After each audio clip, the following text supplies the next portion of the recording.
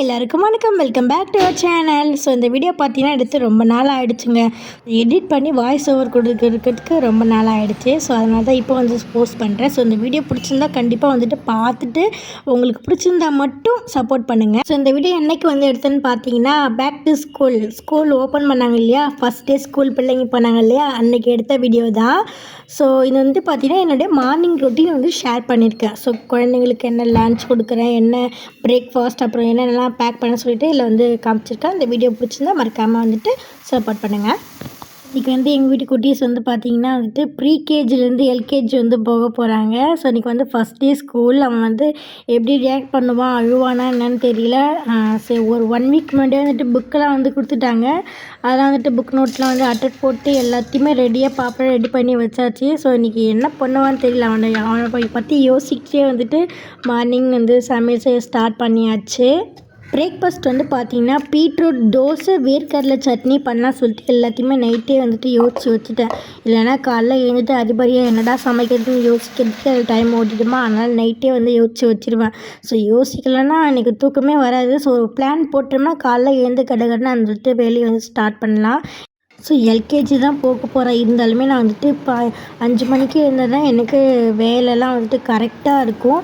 So ஒரு 8 மணிக்கு 7:30 அதுக்குள்ளெலாம் வந்துட்டு சமையல் வேலையெல்லாம் முடிச்சிட்டேன்னா அவனை குளிப்பாட்டி சாப்பாடு ஊற்றி கிளப்புறதுக்கு டைம் வந்து கரெக்டாக இருக்கும். ஸோ 5 மணிக்கு இருந்தால் தான் நமக்கு வேலை ஓடும். ஸோ அதுலேயே என்ன சமைக்கணுன்றது நைட்டே வந்துட்டு யோசித்து வச்சுருவேன்.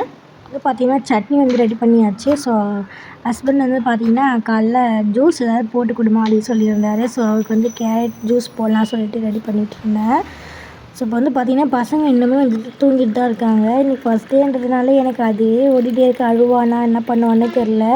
ப்ரீகேஜிலே ஃபஸ்ட் டே ஸ்கூல், அது ப்ரீகேஜியில் சேர்க்கும் போதெல்லாம் 3 நாள் போய் அவங்க கூட வந்து உட்காந்துருந்தேன். ஸோ அந்த ஸ்கூல் லைஃப் வந்து அந்த அட்மாஸ்பியர்லாம் எனக்கு வந்து பழகணும் இல்லையா. ஸோ அவங்க கொஞ்சம் புதுசாக இருக்குன்னு சொல்லிட்டு ஃபஸ்ட் டே 3 நாள் வந்துட்டு நான் அவங்க கூட நானே ஸ்கூலுக்கு போனேன். ஸோ இப்போ அழமாட்டான்னு நினைக்கிறேன். ஸோ கொஞ்சம் விபரம் தெரியுது குழந்தைங்களுக்கு.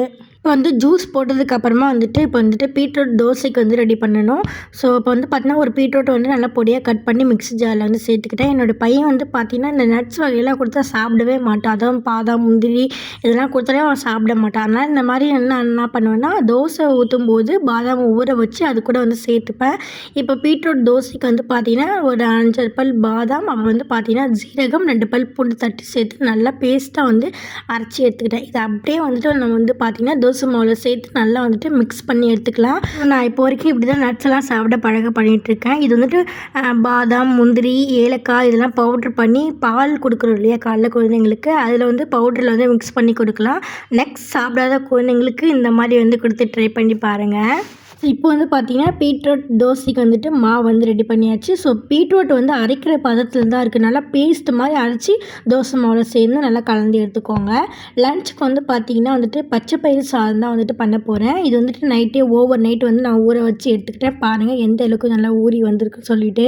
ஸோ இப்போ வந்து பார்த்திங்கன்னா தம்பிக்கு மட்டும் தான் இன்றைக்கி வந்து லன்ச் வந்து ப்ரிப்பேர் பண்ண போகிறேன் மார்னிங் சொல்லிட்டு. அவனுக்கு மட்டும் சென்றதுனால 1 கிளாஸ் ரைஸ் வந்து எடுத்திருக்கேன். இது வந்துட்டு கொஞ்சம் ஒரு 10 நிமிஷம் வந்துட்டு நல்லா வாஷ் பண்ணிவிட்டு ஊற வச்சு எடுத்துக்கலாம்.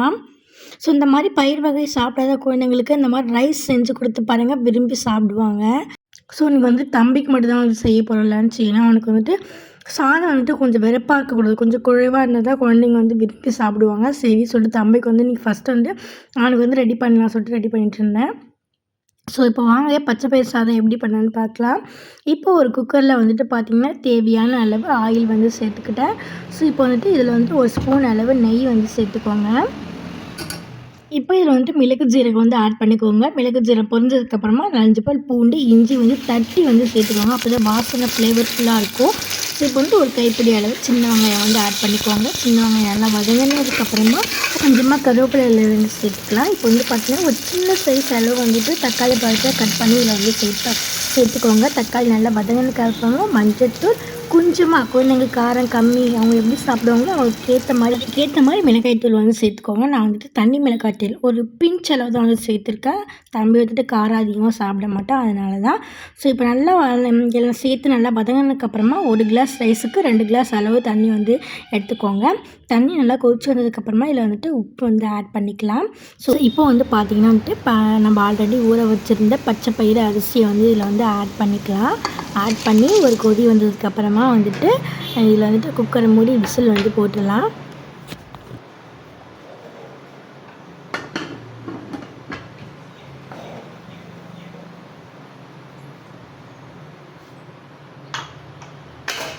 இந்த சாதத்துக்கு வந்து சைட் டிஷ் வந்து பார்த்திங்கன்னா எனக்கு வந்து பாயில் எக் தான் வந்து கொடுக்க போகிறேன். ஸோ அதனால் வந்துட்டு 2 முட்டையை வந்துட்டு வேக வச்சாச்சு. ஸோ இப்போ வந்து பார்த்திங்கன்னா இந்த சாதத்துக்கு வந்து ஒரு 3 விசில் விட்டு எடுத்திங்கன்னா வந்துட்டு சூப்பரான பச்சை பயிறு சாதம் வந்து ரெடி ஆகிடும். ஸோ இன்றைக்கி வந்து ஸ்நாக்ஸ் வந்து பார்த்திங்கன்னா ஒரு ஹெல்த்தியான சூப்பரான ஒரு ஸ்நாக்ஸ் வந்து பண்ண போகிறேன். இது வந்து பார்த்திங்கன்னா சக்கரவள்ளி கிழங்குல ஃப்ரை வந்து பண்ண போகிறேன். அதாவது நான் வந்துட்டு இந்த பொட்டோட்டில் வந்து ஃப்ரெஞ்ச் ஃப்ரை பண்ணுவோம் இல்லையா, அந்த மாதிரி தான். ஸோ இது அதை மாதிரி வந்துட்டு சக்கரவள்ளி கிழங்கு வந்துட்டு நல்லா வந்து வாஷ் பண்ணி எடுத்துக்கோங்க. ஏன்னா வந்துட்டு தோல் வந்துட்டு மண் அதிகமாக இருக்கும் இல்லையா, ஸோ அதனால் நல்லா வாஷ் பண்ணிவிட்டு தோல் சீவி எடுத்துக்கோங்க. நம்ம எப்படி பொட்டோட்டோ ஃப்ரெஞ்ச் ஃப்ரைக்கு வந்து கட் பண்ணுமோ அதே ஷேப்பில் வந்து கட் பண்ணி எடுத்துக்கோங்க. என்னோடய பையன் வந்து பார்த்திங்கன்னா இந்த கிழங்கை வேக வச்சு பொரியல் பண்ணி கொடுத்தோ சாப்பிட மாட்டான். ஸோ இந்த மாதிரி வந்துட்டு சிப்ஸ் மாதிரி பண்ணி கொடுத்தா சூப்பராக சாப்பிடுவான். அவனுக்கு சிப்ஸு இந்த முறுக்கு ஐட்டம்லாம் ரொம்ப பிடிக்கும். ஸோ அவனுக்காகவே வந்துட்டு இந்த மாதிரி மெத்தடில் வந்து நான் ட்ரை பண்ணேன். ஸோ பாருங்கள், இந்த மாதிரி ஷேப்பில் வந்து கட் பண்ணி எடுத்துக்கோங்க. ஸோ இப்போ வந்து பார்த்திங்கன்னா நம்ம சாதம் ரெடி பண்ணோம் இல்லையா, அது ஸ்ட்ரீம்லாம் போயிட்டு சூப்பராக வந்துட்டு வந்திருக்கு. ஸோ வாசனை அவ்வளோ சூப்பராக இருந்தது, டேஸ்ட்டுமே அவ்வளோ டேஸ்ட்டாக இருந்துச்சுங்க. என் பையனும் ரொம்பவுமே விரும்பி சாப்பிட்டான். அன்றைக்கி வந்து லஞ்ச் பாக்ஸ் வந்து காலியாக தான் வந்துச்சு. ஸோ வந்து கண்டிப்பாக நீங்களும் இந்த டிஷ்ஷை வந்து ட்ரை பண்ணி பார்த்துட்டு எனக்கு கமெண்ட் பண்ணுங்கள். ஸோ இப்போ வந்து பார்த்திங்கன்னா சக்கரவள்ளி கிழங்கு ஃப்ரைக்கு வந்து பார்த்திங்கன்னா இந்த மாதிரி கிழங்கு வந்துட்டு கட் பண்ணி எடுத்துக்கோங்க. இதில் வந்து பார்த்திங்கன்னா உப்பு, தனி மிளகாய் தூள் இருக்குல்ல, அது கொஞ்சமாக வந்து சேர்த்துருக்கேன். இப்போ வந்துட்டு நல்லா கிறிஸ்பியாக முறுமுறு இருக்கிறதுக்காக வந்துட்டு கார்ன்ஃப்ளவர் வந்து ஒரு ஸ்பூன் அளவு வந்து சேர்த்துருக்கேன். இதை தண்ணி விடாமல் அப்படியே வந்துட்டு கையை விட்டு நல்லா வந்து பிசைஞ்சு எடுத்துக்கோங்க. ஸோ எந்தளவுக்கு நல்லா வந்துட்டு கலந்து விட்டுக்கோங்க. நான் தண்ணி எதுவுமே ஒரு சொட்டத்தை கூட தண்ணி வந்து நான் சேர்க்கவே இல்லை. ஸோ இப்போ வந்து பார்த்தீங்கன்னா வானலில் நல்லா எண்ணெய் காஞ்சதுக்கப்புறமா இதில் வந்துட்டு கொஞ்சம் கொஞ்சமாக போட்டு எடுத்துக்கோங்க. ஸோ வந்து போடும்போது வந்து பார்த்திங்கன்னா ஒன்றோடு ஒன்று ஒட்டிக்கும். இந்த மாதிரி வந்துட்டு நீக்கி விட்டுடுங்க, அப்புறம் தனித்தனியாக வந்துடும். ஸோ நல்லா கிறிஸ்பியாக முறுமுறுன்னு ஆனதுக்கப்புறமா எடுத்திங்கன்னா ஒரு சூப்பரான ஹெல்த்தியான ஸ்நாக்ஸ் வந்து ரெடி ஆகிடும். கண்டிப்பாக நீங்களும் இது மாதிரி ட்ரை பண்ணி பாருங்கள். அன்றைக்கி ஸ்நாக்ஸ் டப்பாவும் காலியாக தாங்க வந்துச்சு. ஸோ இப்போ வந்துட்டு லன்ச் அண்ட் ஸ்நாக்ஸ் வந்து பேக் பண்ணியாச்சுங்க. தம்பிக்கு இன்னும் வந்துட்டு லன்ச் பாக்ஸ் வந்துட்டு இன்னும் வாங்கலை. ஸோ ஃப்ளிப்கார்ட்டில் தான் அவங்க அப்பா வந்து ஆர்டர் போட்டிருக்காங்க. ஸோ ஒரு 1 வீக்குள்ளே வந்து ரிசீவ் ஆகிடும்னு நினைக்கிறேன். வந்ததுக்கப்புறமா புது லன்ச் பாக்ஸ் வந்து தம்பிக்கு வந்து கொடுத்து அனுப்பலாம். ஸோ இப்போ வந்துட்டு பார்த்திங்கன்னா சூப்பரான வந்துட்டு ஸ்நாக்ஸும் வந்துட்டு எல்லாமே பேக் பண்ணி வச்சாச்சுங்க. தம்பி வந்துட்டு இன்னுமே வந்து தூங்கிட்டு தான் இருக்கான். ஸோ இந்த கேப்பில் போயிட்டு அவனை எழுப்பி குளிப்பாட்டி அன்றைக்கி தம்பி ஸ்கூலுக்கு போகணும் அப்படி வந்து சொல்லியிருக்கேன். ஸோ அவனும் சொல்லியிருக்கான். எப்படி போகும்போது அழுவானான்னு தெரியல. ஸோ பார்க்கலாம் எப்படி பண்ணுறான்னு சொல்லிட்டு. ஸோ இப்போ வந்துட்டு தம்பிலாம் குளிக்க வச்சுட்டு ஓரளவுக்கு ரெடி பண்ணிட்டு வந்துட்டேங்க. ஸோ இப்போ மார்னிங் ஃபாஸ்ட்டுக்கு வந்து பார்த்திங்கன்னா பீட்ரூட் தோசை தான் வந்துட்டு ஊற்றிட்டுருக்கேன். ஸோ இப்போ வந்து தம்பி வந்து சாப்பிட வச்சு கிளப்பியாச்சுங்க.